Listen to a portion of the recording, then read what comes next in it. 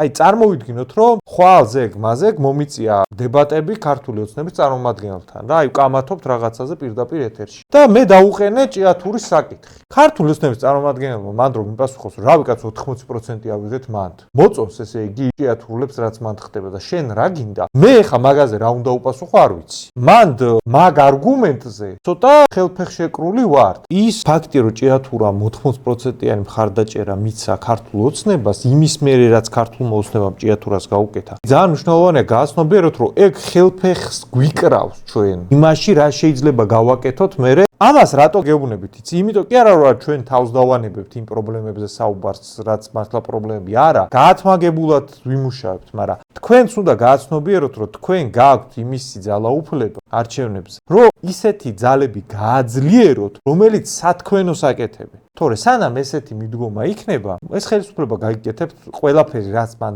უნდა, რაც ქართულ ოცნებას უნდა, ყველაფერს გაიგეკეთებთ და არაფერზე არ ინერვიულებს რა.